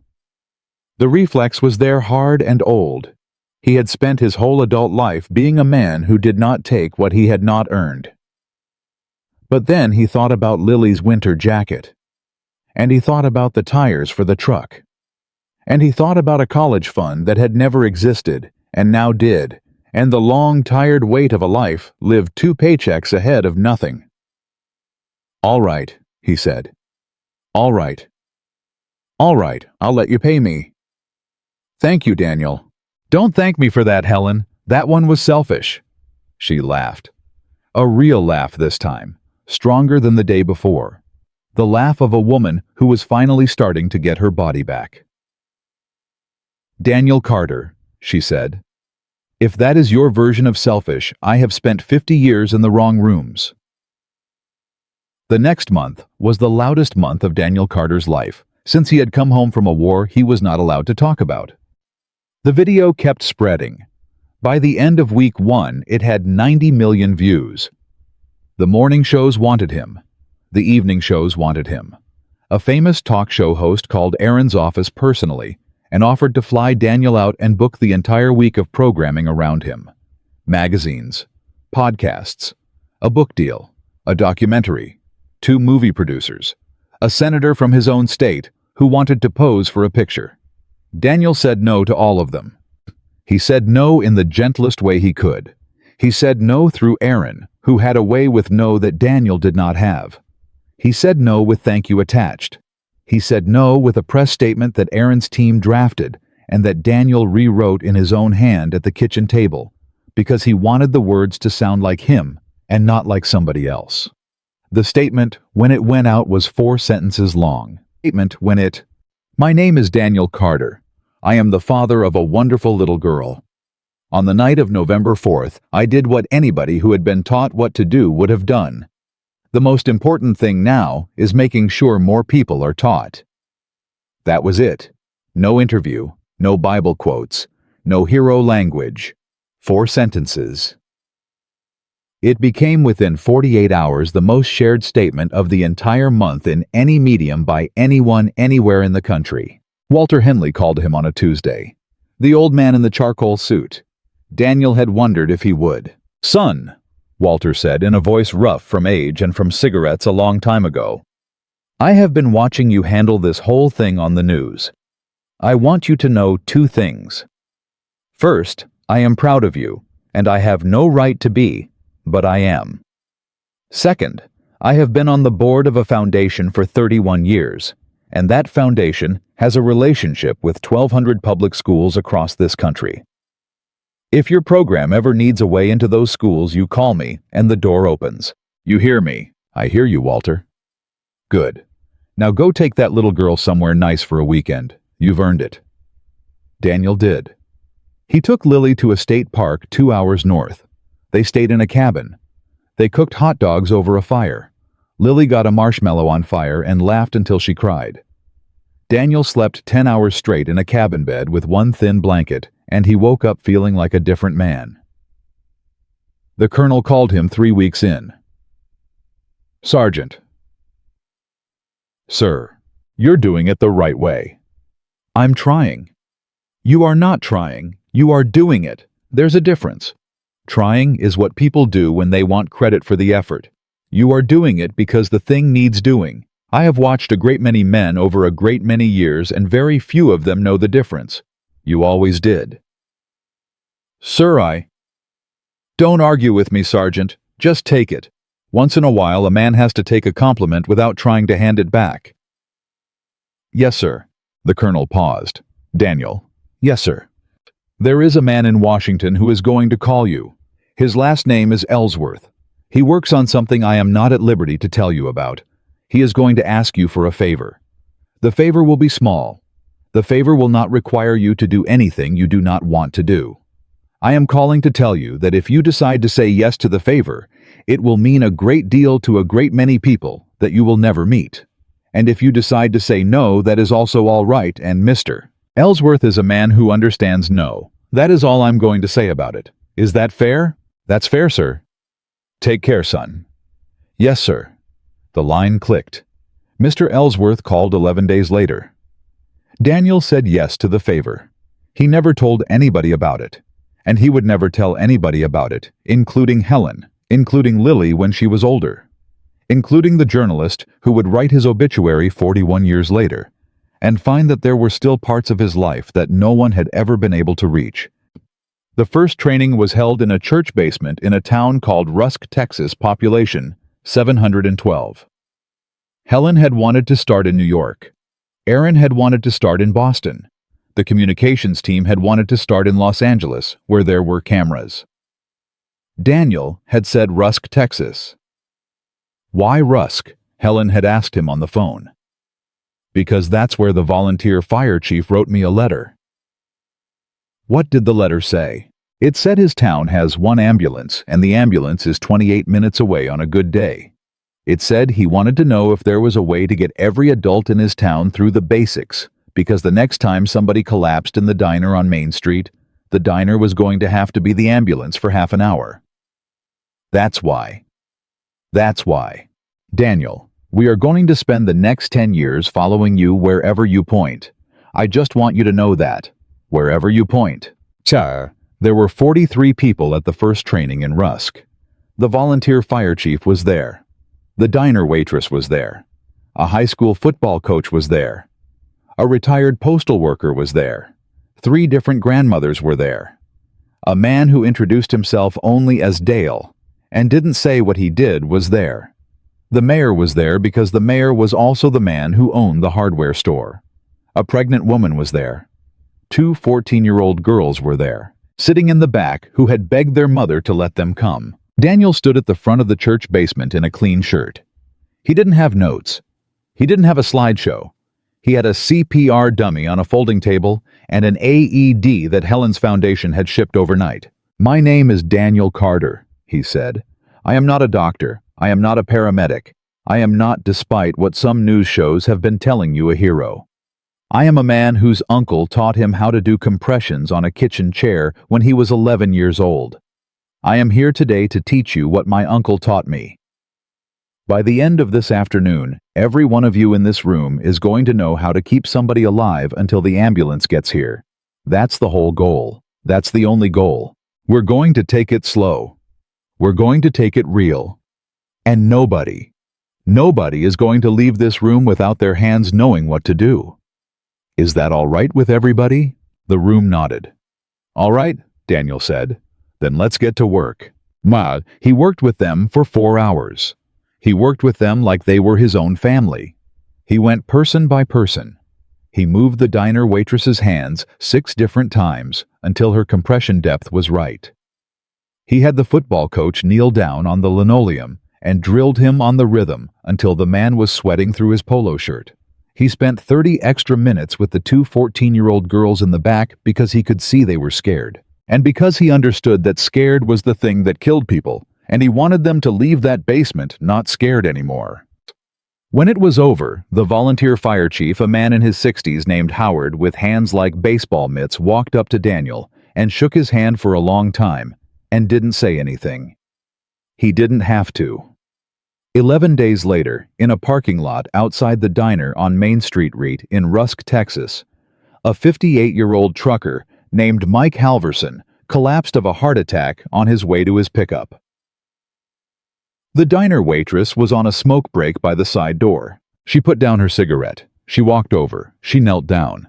She started compressions. And by the time the ambulance got there 26 minutes later, she had been counting 1 to 30 for almost half an hour.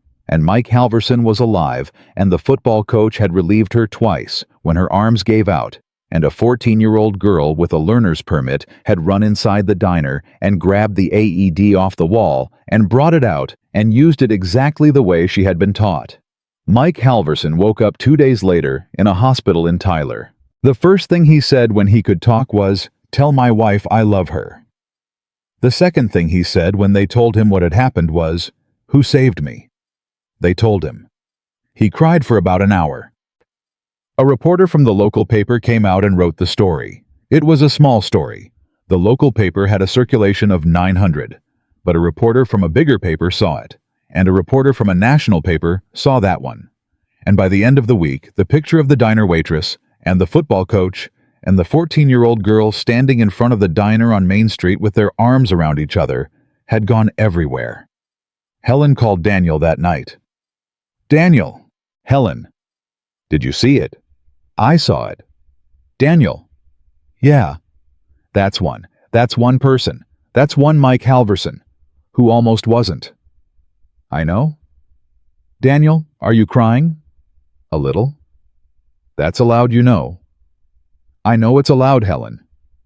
"Daniel." "Yeah." "Where do we go next?" He took a long, slow breath. He looked across his kitchen at the gold star on the refrigerator at his daughter's chapter book on the counter where they had stopped reading at the end of chapter 7. He looked at a small framed picture he had put up on the wall a week earlier, a picture from the cabin trip of him and Lily holding up a marshmallow on a stick. "Helen," he said, "I have a list." "Of course you do." "It's long." "How long?" 240 towns. Towns. Towns, not cities. "Helen, the cities are going to be fine. The cities have hospitals on every corner. I want the towns." "The towns it is." "All of them. All of them. We will get to every single one of them, Daniel, if it takes us the rest of our lives." He closed his eyes. "All right then," he said. "Then let's get to work." Then? And on the other side of the apartment, in her room with the door open just a crack the way she liked it, an 8-year-old girl in pajamas with little owls on them was already asleep with a book open across her chest, and she had no idea at all that her father downstairs at the kitchen table was about to begin the work that would, over the years to come, change a number that nobody outside of hospitals and ambulance stations and county morgues ever thinks about, but that everybody in those places thinks about every single day. The number of people who walk back into their own kitchens. The number of people who walk back into their own kitchens. 2 years went by faster than Daniel Carter had any right to expect. The list of 240 towns became 300. 300 became 500. 500 became somewhere in the middle of the second year. A number Daniel stopped trying to keep in his head because the number had stopped being something a man could hold and had become something a country was doing to itself. Yay, the program had a name now. They had argued about the name for weeks. The marketing people had wanted something with the word hero in it. Aaron had wanted something with the word ready in it. Helen had wanted something with the word neighbor in it. Daniel had listened to all of them, and one night at his kitchen table with his daughter asleep down the hall and a cup of cold coffee in front of him, he had written 2 words on a yellow legal pad and shown them to Helen the next morning. "Mom, the 30. "Why 30? Helen had asked. "Because that's how long it takes," Daniel had said. 1 to 30, then breathe, then again. The whole thing in the world is a count of 1 to 30. If you can count to 30, you can save a person. That's the whole program in 2 words. Helen had looked at him for a long second. "That's the name," she'd said. "That's the only name."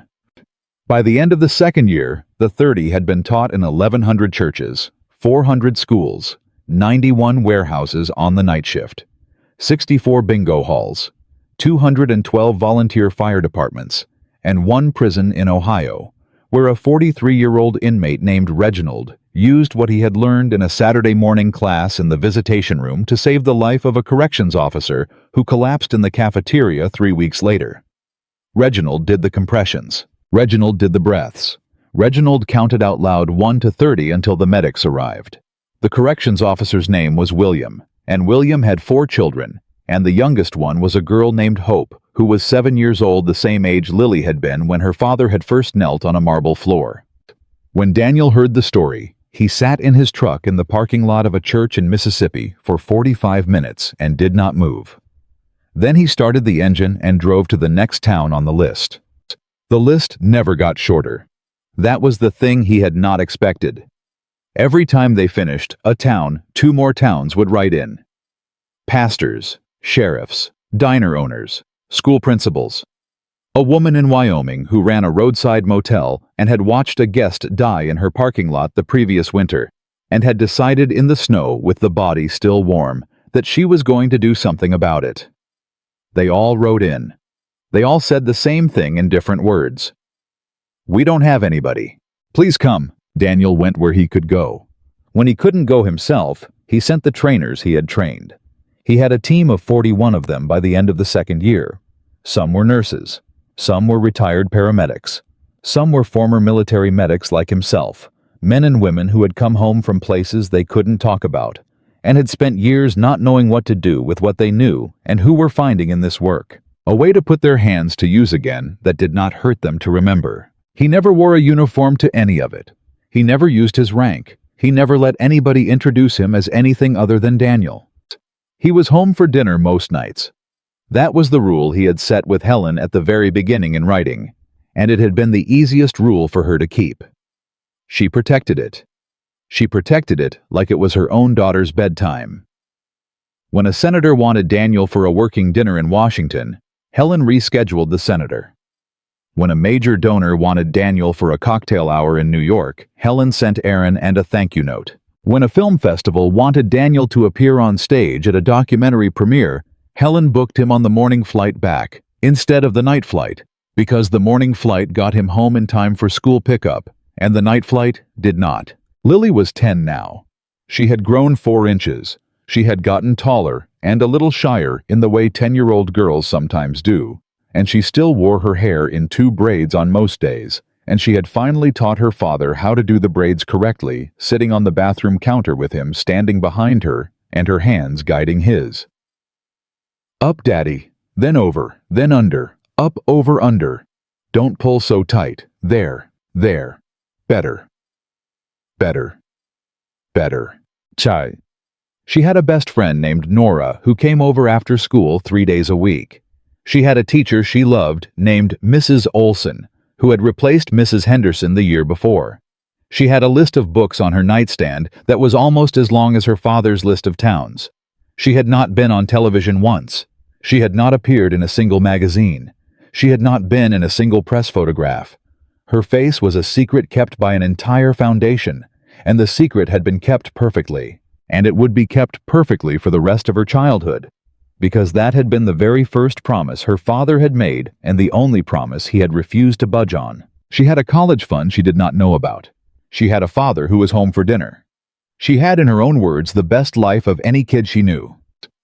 Helen Vance had recovered fully from that night at Belmont's, although the bruise at the collar of her robe had taken almost 3 months to fade, and she still got winded, sometimes climbing the stairs to her own office.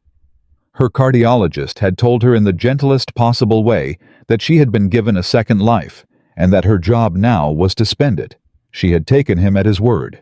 She had handed off most of her business operations to a younger executive she had been grooming for the job for years, and she had spent the bulk of her time on the 30. She had also quietly established a second program. She did not put her name on a fund that paid the medical bills of any family in any of the 30's training towns whose loved one was saved by a graduate of the program. The fund had paid out 307 times in the second year. Helen had not told a single reporter about it. She had told Daniel once over coffee. "Why don't you tell anybody?" he had asked her. "Because the only people who need to know are the families, and the families know. That's enough." Daniel had looked at her over his coffee cup. "Helen," he had said, "you are not the woman I thought I saved that night." "What woman did you think you saved?" "A rich one." "And what woman did I turn out to be?" He had thought about it. "A grandmother," he had said. I think I saved a grandmother. She had cried then, right there at the table. Not a lot. Just a little. She had wiped her eyes with the corner of her napkin, and she had said very quietly, I don't have any grandchildren, Daniel. I never had children. Yeah, he had said. I know. That's not what I meant. She had understood what he meant. She had reached across the table and squeezed his hand. He had squeezed hers back, and they had drunk their coffee, and they had not said anything else for a long time, and that had been enough. The first reunion was in Rusk, Texas, on the second anniversary of the first training. Daniel had not wanted a reunion. He had said no when the volunteer fire chief Howard had first floated the idea on the phone. He had said it would be self-congratulatory. He had said it would be a parade for something that was not a parade kind of thing. Howard had let him talk himself out, and then said very simply, Son, it's not for you. It's for Mike Halverson. He wants to meet the woman who saved him and the football coach and the girl with the AED. He's never gotten to meet them all together. Will you let us do that for him? Daniel had said yes. He drove down with Lily that weekend, just the two of them in the truck. The truck was newer now. Helen had quietly arranged for it to be replaced against Daniel's protests on the argument that he could not be driving 40,000 miles a year in a vehicle held together by wire and good intentions. Lily was in the passenger seat with a book on her lap and her bare feet up on the dashboard the way her mother used to sit, and Daniel had not noticed the resemblance until somewhere outside Texarkana, when the late afternoon light had hit her face a certain way, and he had had to grip the steering wheel hard for a second to keep his eyes on the road. Daddy? Lily had said, Are you crying? No, sweetheart? You're crying. A little. How come? You look like your mama for a second. She had thought about that. Is that good or bad? Good, real good. Best thing I've seen all week. She had reached across the seat and put her small hand on his arm, and she had left it there for the next 30 miles, and neither of them had said anything else. The reunion was held in the parking lot of the diner on Main Street because the diner waitress, her name was Marjorie, she was 46 years old. She had been waitressing at that diner for 23 years, had said the parking lot was the right place because the parking lot was where it had happened. There were 300 people there. 300 in a town of 712. Mike Halverson was there. He was a big man, 58 years old, with a belly and a beard, and hands the size of dinner plates. He had lost 40 pounds since the heart attack on his cardiologist's orders, and he had quit smoking, and he had started walking 3 miles a day with his wife, who was a small woman named Cora, who held his hand the entire afternoon and did not let go. Marjorie was there in her diner apron. She had refused to take it off for the occasion. I was wearing this when it happened, she had said. I'm wearing it today. The football coach was there. His name was Brent. He was 41. He had cried twice already by the time Daniel arrived, and he was not done crying. The 14-year-old girl with the AED was 16 now. Her name was Caitlin. She had decided since that day in the parking lot that she was going to be a paramedic. She had already started training. She had Daniel's program coin in her pocket, the small bronze coin he had started giving out to graduates of the trainings with the number 30 stamped on one side and the words, "Be the one" on the other, and she carried it everywhere she went, and she would carry it for the rest of her life. Daniel parked the truck. He walked Lily over toward the crowd. People started to notice him. People started to clap. He held up his hand. Just a small gesture. Please. The clapping stopped almost gently the way a wave gives back to the ocean. Mike Halverson walked up to him, the big man. He was crying before he even reached him. He didn't say anything. He just opened his arms. Daniel walked into them. Yay! The two men stood in the middle of a parking lot in Rusk, Texas, holding each other for a long, long minute. Mike was a head taller than Daniel and twice as wide. Daniel just held him. He didn't say anything. He didn't have to. Mike said the only thing that mattered, and he said it quiet into Daniel's ear, where only Daniel could hear. I got a granddaughter, sir. I got a granddaughter who's 2 years old. She came after. She came because Marjorie knew what to do. She came because you came to this town. Sir, I got a granddaughter. Daniel closed his eyes. What's her name? Daisy. That's a good name, Mike. It's the best name in the world, sir. Yeah, Daniel said. Yeah, it is. They let each other go. Mike wiped his face with the back of his hand. Cora, his wife, came up next, and she did not hug Daniel.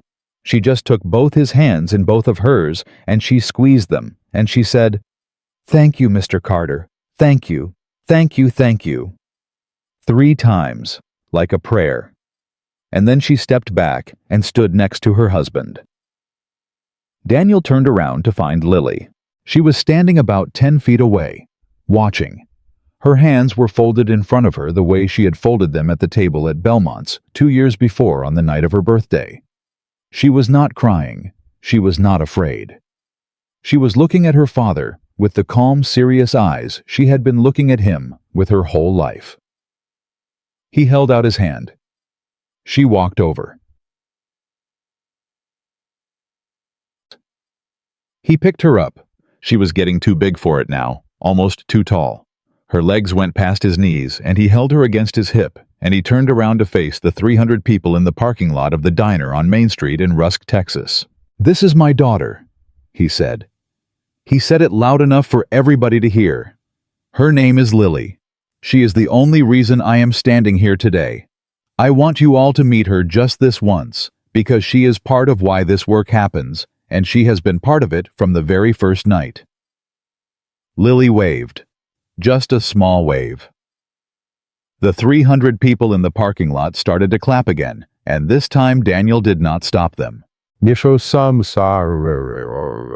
After the reunion, after the speeches that he had not wanted to give, and had given anyway, after the photographs with Marjorie and Brent and Caitlin and Mike and Cora, after the small ceremony where Howard the volunteer fire chief had presented him with a key to the city of Rusk, a real key, a heavy iron one made by the blacksmith 2 towns over. After all of that, Daniel and Lily had driven the truck to the cabin he had rented for the weekend, 20 miles outside of town by a small lake. They had cooked hot dogs over a fire. Lily had set a marshmallow on fire on purpose this time and laughed so hard she fell off the log, and Daniel had laughed too, and his stomach had hurt from it. After dinner they had sat on the dock with their feet in the water. The lake had been still. The stars had been impossible. "Daddy." "Yeah, sweetheart." "That man in the parking lot. Mike." "Yeah, he was alive because of the lady at the diner, and the football man, and the girl." "Yes. And they were alive because of you." "They were doing it, not me, them. But they knew because of you. They knew because somebody taught them. I happened to be the one who taught them, but somebody else would have eventually if I hadn't." Lily was quiet for a long second. "Daddy."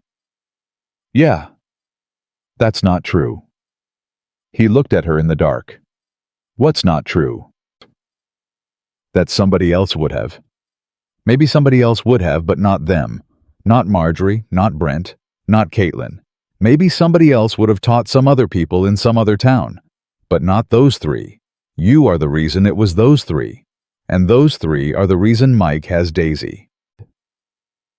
He looked at his daughter. The starlight was on her face. She was 10 years old, and her feet were in the water, and she was telling him a thing that he had spent 2 years trying very hard not to let himself believe, because believing it was a heavy thing. "Sweetheart," he said quietly, "where do you learn to think like that?" "You, Daddy." "I don't think like that." "You do. You just don't say it out loud." He didn't have an answer for that. He didn't try to find one. He put his arm around his daughter. She leaned her head against his shoulder. They sat on the dock for a long time, and the stars did not move, and Daniel Carter, who had been a soldier and a husband, and a widower, and a forklift driver, and who was now, whatever he was now, let himself feel for the first time in 2 years the full weight of what he had done. He did not feel proud. Pride was not the right word. He felt something quieter than pride, something deeper. The feeling a man gets when he understands finally in his bones that the years he spent in the shadow had not been wasted, that the things he had carried in silence had been carried for a reason, that the man he used to be and the man he had become were not two separate men, but the same man in two seasons, and that the second season had been waiting all along for the first one to be ready. He kissed the top of his daughter's head. "I love you, sweetheart." "I love you too, Daddy." A breeze came across the lake. The stars stayed where they were. 8 months later, in a small rural hospital in a town in West Virginia called Riverton. Population 1,140, a 63-year-old grandfather named Earl Whitaker walked out under his own power 3 weeks after a cardiac arrest at his grandson's Little League game because a 34-year-old mother named Kelsey, who had taken the 30s Saturday class at the Methodist Church the previous spring, had counted to 30 in the dirt next to the third baseline until the volunteer EMTs arrived. Earl had gone home in time to see his grandson hit his first home run. That was number 2,417. Daniel had stopped trying to keep the number in his head a long time before, but Aaron's office kept it. Aaron's office kept the number on a board on the wall, and every time a new one came in, every time a Marjorie or a Kelsey or a Reginald or a Caitlin called in, or wrote in, or showed up in a local news story, Aaron walked over to the board and changed the number by hand. He did it himself. He did not let an assistant do it. He did it with a fat black marker, and he took his time about it. And once in a while, when nobody was watching, he stood there and looked at the board for a long time before he walked away. No. By the time Daniel Carter died 41 years later of natural causes in his own bed, with his daughter holding one hand and his granddaughter holding the other, the number on the board in Aaron's office, which was now somebody else's office, but the board was still there, because nobody had ever had the heart to take it down, had crossed 81,000. 81,000 people who had walked back into their own kitchens. 81,000 people who had picked up their grandchildren and watched a sunset and kissed their husbands and answered the phone and finished a book they had been reading and laughed at something on the television and made it to a wedding and made it to a funeral and made it to one more Christmas because somebody somewhere in a church basement or a bingo hall or a warehouse on the night shift or a high school gym had been taught how to count to 30. The obituary in the New York Times was 3 columns long. It mentioned the foundation. It mentioned the program. It mentioned in the second-to-last paragraph that he had served in the United States Army from 1989 to 1997 in capacities that remained classified. It mentioned that he had been a quiet man and a private one, and that he had refused throughout his life to allow his story to be made into a film, despite 7 separate offers from major studios. The last paragraph was 1 sentence long. It had been written by his daughter, who was 49 years old by then, and who was a paramedic, and who had run her father's foundation for the last 12 years of his life. My father used to say that the difference between life and death in the most important moments is not status or money or intelligence or training. It is whether one person in the room decides to step forward when everyone else steps back. He stepped forward. He taught the rest of us to step forward. And because he did, 81,000 families still have somebody at their dinner tables who would not be there otherwise. That is the only legacy that ever mattered to him. That is the only legacy he ever wanted. And it is in the end the only legacy that any of us ever truly needs. She had signed it with 2 words. Lily Carter. And that in the end was the truth of the whole story. Not the marble floor. Not the 11 million views, not the colonel's phone call in the dark or the meeting in the hospital room or the foundation or the towns or the years or the number on the board. The truth was simpler than any of that. The truth was that on a Tuesday night in November in a 5-star restaurant where 30 millionaires sat frozen with forks in their hands, one man in a worn blue shirt stood up from a table by the kitchen door and walked across the room and knelt down on a marble floor and decided for the rest of the world that somebody had to. And then he taught the rest of us how.